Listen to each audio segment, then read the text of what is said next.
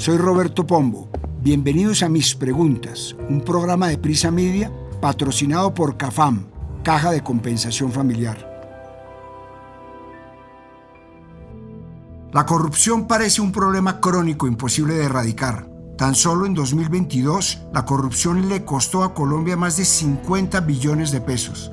¿Qué se puede hacer para acabar con la corrupción? ¿La hemos normalizado? ¿Cuál es la forma en la que más opera?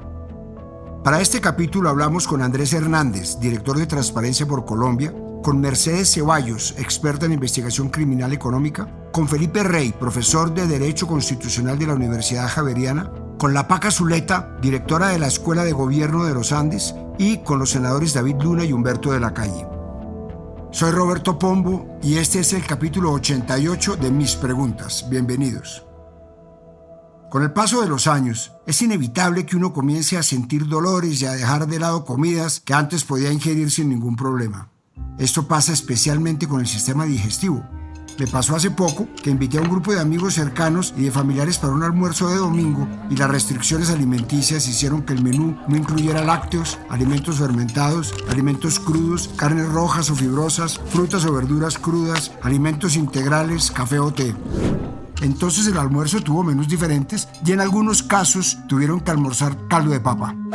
Me sorprendió y preocupó ver que incluso gente joven, o por lo menos menores de 50 años, tuviera tantos problemas gástricos y cuando pregunté resulta que la mayoría tienen que ver con las úlceras a causa del Helicobacter pylori. Si no se le hace conocido este nombre, usted es una persona afortunada y seguramente joven. El Helicobacter pylori es una de las bacterias más comunes en el mundo, vive en el sistema digestivo y según los expertos, más o menos 2/3 de la humanidad la tiene en su organismo. Es la infección bacteriana más común. Este organismo es el responsable del 90% de las úlceras gástricas, pero hay un detalle que especialmente me llamó la atención y es que a pesar de que es una bacteria tan popular, en realidad el número de personas que se enferman debido a esta bacteria es bastante reducido si lo comparamos con la cantidad total de individuos que la albergan en su estómago.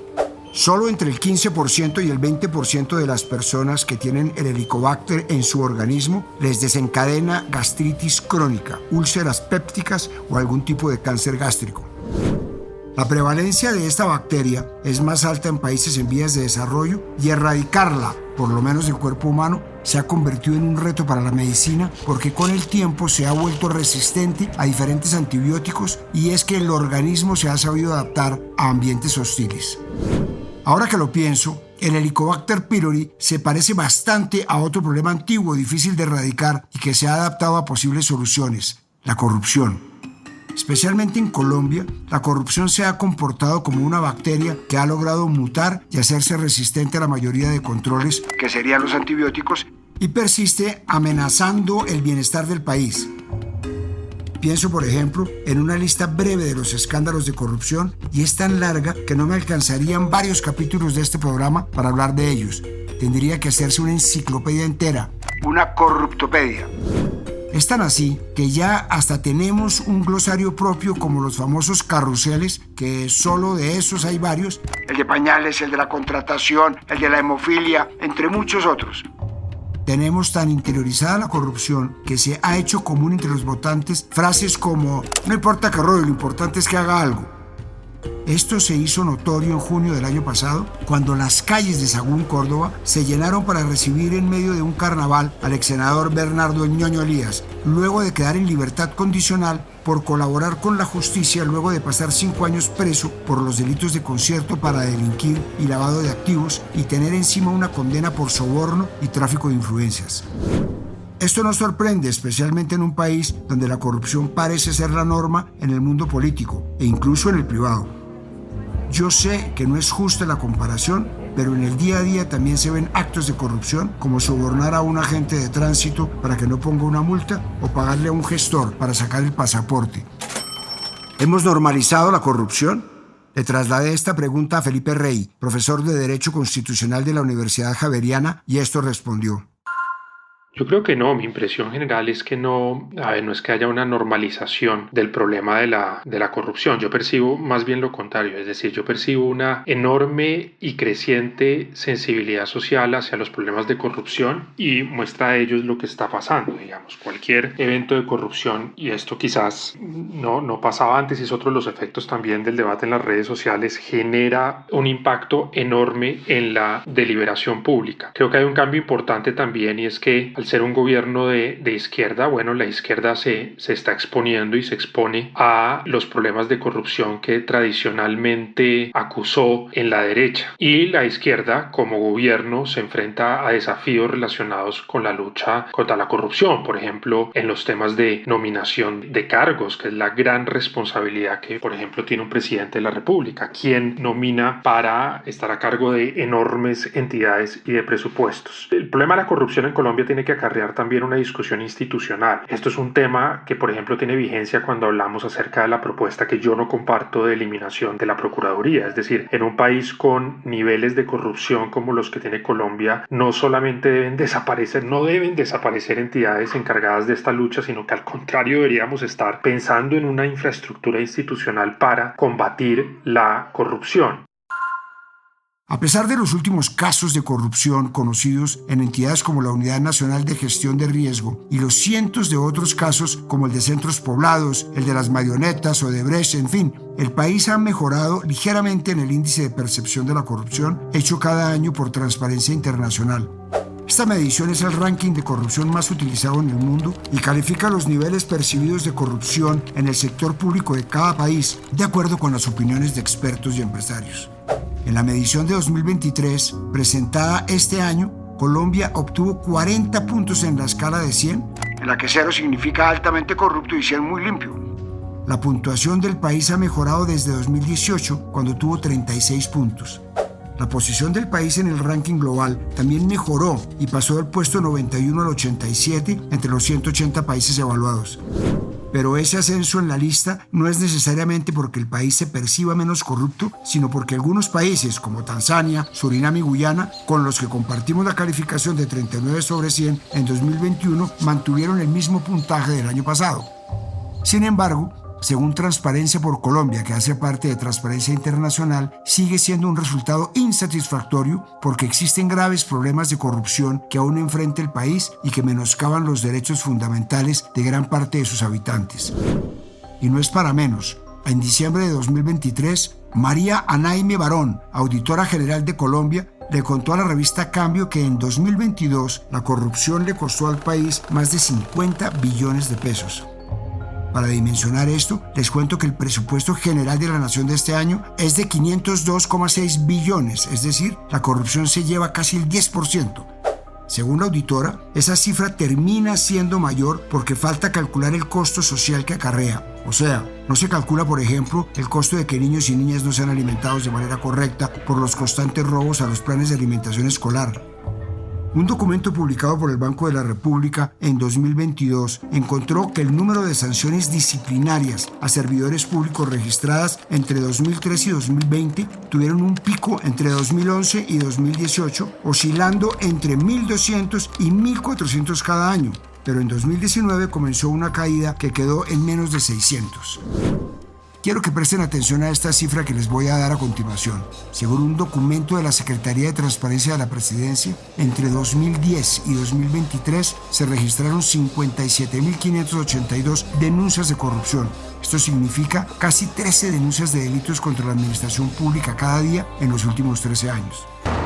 De esas denuncias, el 93,9% permanecen sin condena, el 89,7% no han sido resueltas en sentencias judiciales que establezcan a uno o unos culpables, y el 77,5% están en fase preliminar de investigación formal o de juicio, o sea que ni siquiera se han comenzado a investigar.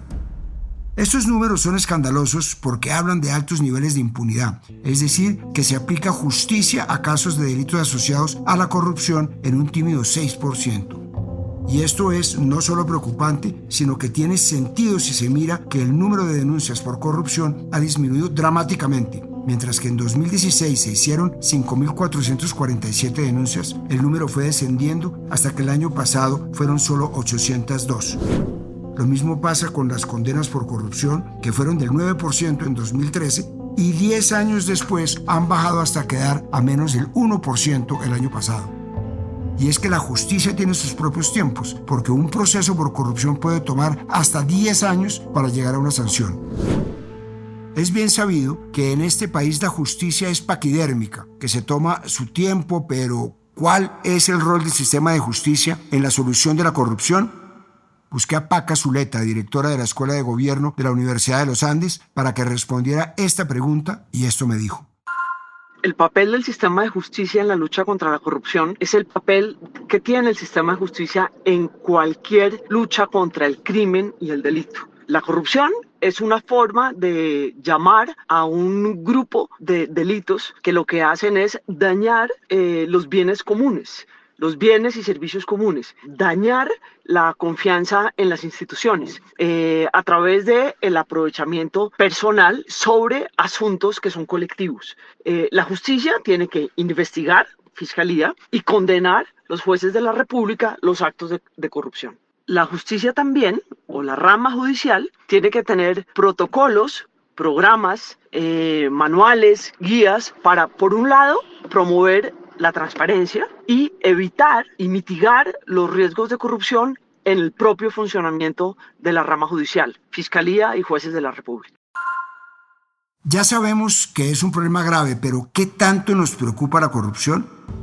Según una encuesta hecha por Inbamer en diciembre de 2023, para el 31% de los colombianos encuestados, el desempleo y la economía son su principal preocupación. La preocupación por el orden público y la seguridad ocupa el segundo lugar entre las inquietudes más grandes, con un 24%, y en tercer lugar está la corrupción con 16%. Por otra parte, en enero de este año, el estudio global de Ipsos, What Worries the World, mostró que la corrupción ocupa el tercer lugar entre las preocupaciones de los colombianos, con un 33%, solo detrás del desempleo, con un 41%, y la violencia, con un 38%. Según las encuestas regulares de Inbamer Poll, la corrupción es frecuentemente el problema más alarmante para los ciudadanos. Sin embargo, la legislación actual no ofrece salvaguardas adecuadas para los denunciantes de corrupción ni medidas preventivas contra los delitos vinculados a estas denuncias. Y es que denunciar la corrupción en Colombia no es fácil. Basta con ver el número de líderes sociales y veedores que son amenazados y asesinados cada año por atreverse a denunciar. La lista es larga, pero hay ejemplos frescos como el del veedor Jaime Vázquez, de Cúcuta, quien había revelado videos que dejaban mal parados a concejales de esa ciudad, además de casos de corrupción relacionados con nacionalización de carros venezolanos, y que fue asesinado hace pocos meses. O como el caso de Fabio González y Pablo Bolaños, investigadores del CTI en Buenaventura, que advirtieron que otro funcionario de esa misma institución colaboraba con la mafia para exportar droga y contrabando, y en vez de prestarles atención, fueron trasladados a ciudades lejanas y les abrieron un proceso penal por falsedad en documento público. La OCDE y Transparencia Internacional han instado al país a implementar una ley que resguarde a quienes denuncian actos de corrupción, asegurándoles protección contra represalias de cualquier índole, ya sean físicas, económicas, sociales o psicológicas. Sin embargo, esta sigue siendo una tarea pendiente para el Congreso, que no ha fluido de manera sencilla para gestionar la agenda legislativa. Quizás uno de los ejemplos más tristes y recientes de denunciantes de la corrupción es el del fallecido Jorge Enrique Pizano, el auditor del proyecto Ruta del Sol 2, que falleció en noviembre de 2019 en circunstancias misteriosas. Mientras las autoridades afirman que su muerte fue por causas naturales, su familia cree que fue asesinado. Esto ocurrió tras sus denuncias sobre malversación de fondos en la obra. En noviembre del año pasado, el gobierno radicó un proyecto de ley con su nombre que busca proteger a denunciantes de actos de corrupción. Sin embargo, a día de hoy no ha tenido su primer debate en el Congreso y si no se aprueba en junio, este proyecto de ley se hunde. Pero este no es el primer intento para proteger a los denunciantes de corrupción. Ya en 2019, el entonces presidente Iván Duque radicó el proyecto de ley Pedro Pascasio Martínez, que buscaba proteger a los denunciantes Pero un año después, el viceministro del Interior, Daniel Palacios, solicitó a la Comisión Primera de la Cámara de Representantes que descartara el proyecto por las más de 80 propuestas de modificación que sufrió el texto y por la solicitud del entonces fiscal Francisco Barbosa de examinar la iniciativa en profundidad para proporcionar una opinión más detallada. Según le dijo al diario El País el director de Transparencia por Colombia, Andrés Hernández, abro comillas, el Congreso no ha querido dar un debate serio sobre este tema. La Cámara de Representantes ha recibido proyectos de ley y no han visto ni siquiera el primer debate. Es evidente que si lo que quiero atacar es la corrupción, debería proteger a quien la denuncia. Cierro comillas. El documento que publicó el Banco de la República sobre corrupción, que mencioné antes, también encontró que a principios de la década de 2010 se observó un aumento significativo en los indicadores objetivos de corrupción y concluyeron que este hecho pone en duda la eficacia de las leyes implementadas recientemente para combatir la corrupción. Veo todo esto y me pregunto, ¿bastan los proyectos de ley para acabar con la corrupción?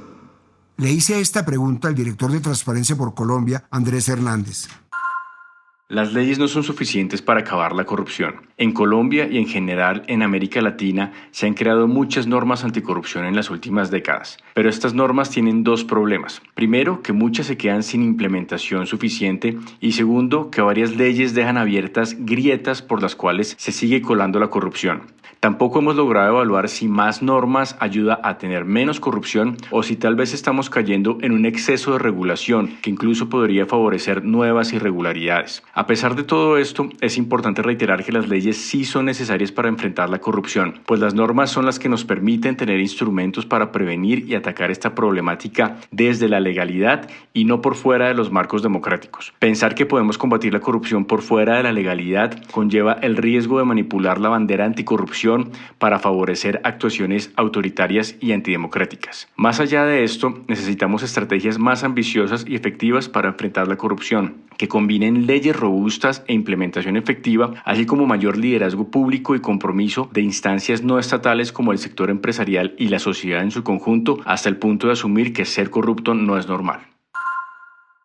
Como si fuera poco, tenemos que añadirle un nuevo elemento al problema de la corrupción y es el narcotráfico. Y es que la guerra contra las drogas atraviesa al país por todos lados como una herida total y la corrupción es una de las formas en las que logra mantenerse a flote. Benjamin Lessing es profesor asociado de Ciencia Política en la Universidad de Chicago. Él estudia el conflicto criminal, es decir, la violencia organizada que involucra a grupos armados que no buscan el poder estatal formal como los carteles de la droga, las pandillas carcelarias y los paramilitares. A él se le debe algo conocido como el trilema de Lessing, que reza que es imposible atacar el narcotráfico, la corrupción y la violencia a la vez. La explicación es que si se reprime el tráfico de drogas, sube el precio de los sobornos y los funcionarios tienen más incentivos para corromperse, mientras que si se lucha contra la corrupción, los narcos pueden recurrir a más violencia para mantener su negocio. La sola figura de Pablo Escobar en el Congreso, el asesinato de Luis Carlos Galán o el mismo proceso 8000 son ejemplos de que solucionar la corrupción sin solucionar primero el problema de las drogas va a ser muy difícil. En 2021, Transparencia por Colombia publicó el informe Lucha contra la corrupción y lucha contra el narcotráfico en Colombia. Encontró a través de entrevistas que a las instituciones encargadas de enfrentar de forma estratégica la lucha contra el narcotráfico, como el Ministerio de Justicia, el Ministerio de Defensa, la Secretaría de Transparencia y Departamento Nacional de Planeación, no habían integrado la lucha y el fomento de la transparencia y la integridad en las políticas de lucha contra el narcotráfico, ni en acciones concretas y estratégicas de las entidades que trabajan en el sistema. Y también encontró que, además de atacar la cadena de producción del narcotráfico, es necesario también impulsar acciones en ámbitos altamente asociados a la corrupción, como el lavado de activos. La violencia y el conflicto armado también han sido determinantes para que la corrupción siga rampante. Y así como se dice que echa la ley, echa la trampa, algo similar pasa con la tecnología y la corrupción. Durante un encuentro de la Alianza Mundial de Enemigos de la Corrupción del Banco Mundial, se destacó que la administración de documentos digitales está simplificando la malversación de fondos, la perpetración de crímenes económicos o contra el patrimonio, la usurpación de activos o la desaparición de pruebas en investigaciones contra el fraude. Le pregunté a Mercedes Ceballos, auditora forense y experta en investigación criminal económica, ¿cuál es el rol de la tecnología en la lucha contra la corrupción? Esto me contó. La tecnología juega un rol muy importante en la prevención de la corrupción pública y privada. Hoy tenemos herramientas tecnológicas que nos permiten anticiparnos a las conductas corruptas que puedan cometer personas naturales o jurídicas dentro de un entorno tecnológico. Casi como que predecir algún tipo de conducta a nivel de los sistemas de información es hoy posible a partir de la analítica de datos, de la inteligencia artificial y del perfilamiento psicológico de los individuos que son más proclives a cometer conductas corruptas. Esta información que nos entrega la tecnología a partir de diferentes entendimientos tecnológicos y herramientas de investigación criminal, podemos usarlas en la prevención de la corrupción. Es importante que las empresas públicas y privadas conozcan estos mecanismos y los incluyan en sus mecanismos de prevención de la corrupción. Quizás una de las formas más comunes en las que se mantiene este problema es en la política electoral en sus diversas variedades. Y es que hay todo un aparato para que la maquinaria de la corrupción se mueva, aunque más parece una pirámide. Me refiero más exactamente a la compra de votos, ya sea a cambio de plata o de puestos y contratos. Se requiere de políticos que conozcan el funcionamiento del Estado, de su burocracia y los huecos legales en los que se refugian para dar contrato por aquí a cambio de 1.000 votos en la Junta de Acción Comunal, o de un contrato en una secretaría o un ministerio a cambio de movilizar personas para votar, en fin. Las técnicas se han refinado cada vez. La muerte del fallecido político Mario Castaño dejó ver cómo funciona ese andamiaje de la corrupción política. El diario El País reseña este caso muy bien. En junio de 2023, Castaño fue condenado a 15 años y 11 meses de prisión por concierto para delinquir, interés indebido en celebración de contratos, peculado, concusión y estafa. Según relató el medio español, Castaño estaba al frente de un sistema complejo que manipulaba la asignación de contratos públicos. Entre 2020 y marzo de 2022, las investigaciones muestran que este político tuvo influencia en la entrega de contratos estatales por un valor de 43.000 millones de pesos, aproximadamente 10,2 millones de dólares, y siempre recibía pagos por hacerlo de manera indebida. Tenía control sobre diferentes organizaciones, como el Departamento para la Prosperidad Social, DPS, los Ministerios del Interior y Deporte, la Unidad para la Gestión del Riesgo de Desastres, la Gobernación del Chocó, el SENA, afectando proyectos en varias regiones de Colombia. Servir como intermediario entre alcaldes y gobernadores para recibir dinero ha sido una técnica vieja. De hecho, en 2022, periodistas de Blue Radio denunciaron con testimonios de mandatarios locales que funcionarios de la Contraloría pedían coimas de entre 1 y 2% a cambio de engavetar o autorizar proyectos de OCATPAS. Los sobrecostos son otra táctica tradicional de corrupción y de este hay un ejemplo más fresco, el de los famosos carrotanques de La Guajira. En enero de este año, la Unidad Nacional para la Gestión del Riesgo de Desastres anunció la entrega de 40 carrotanques para abastecer de agua a varias comunidades de La Guajira. Poco tiempo después, se observaron irregularidades en los precios y Sigla W reveló sobrecostos de hasta 20.000 millones de pesos en un contrato que ascendía a 46.000 millones. Y podría pasar horas haciendo un recuento de los escándalos por corrupción de cada gobierno, pero se me acaba el tiempo de este capítulo. Transparencia por Colombia, sí, otra vez, publicó su informe Radiografía de los Hechos de Corrupción en Colombia 2016-2020.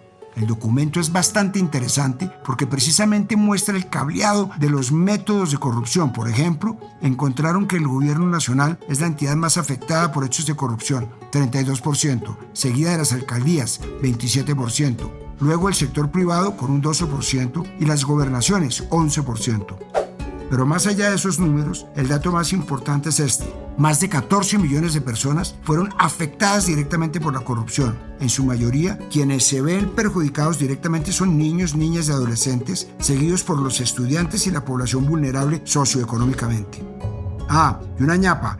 En ese periodo entre 2016 y 2020 se perdieron 13,67 billones de pesos en casos de corrupción, 3 veces los recursos que se destinaron para la atención a la primera infancia en el presupuesto general de la Nación en 2020. El dato de que los gobiernos nacionales son los más afectados por la corrupción los cruza con distintos escándalos que han tenido funcionarios cercanos a los presidentes e incluso directamente a los presidentes, y uno no puede dejar de preguntarse, ¿es posible en Colombia que un presidente sea juzgado por corrupción?